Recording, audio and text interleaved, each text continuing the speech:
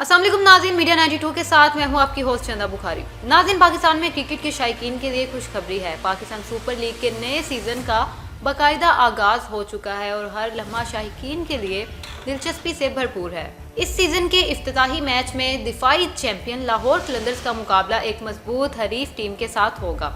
इस मौके पर पाकिस्तान क्रिकेट बोर्ड ने नशरियात को मज़ीद बेहतर बनाने के लिए अहम इक़दाम भी कर दिए हैं, जिनमें उर्दू और इंग्लिश में अलहदा कमेंट्री शामिल है ताकि हर शायक अपनी ज़ुबान में मैच का लुत्फ़ उठा सके।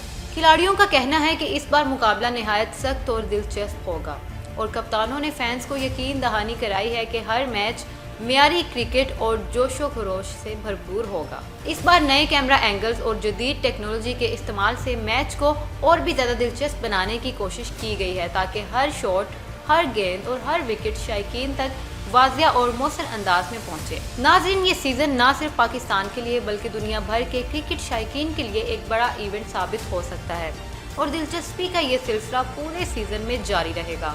अब सवाल ये है कि आपके ख्याल में इस बार कौन सी टीम फाइनल जीतेगी? अपनी राय कमेंट्स में लाजमी बताइएगा और अगर आपको हमारी क्रिकेट अपडेट्स पसंद आई हैं तो वीडियो को लाजमी शेयर करें और मीडिया 92 डिजिटल को सब्सक्राइब करना ना भूलें।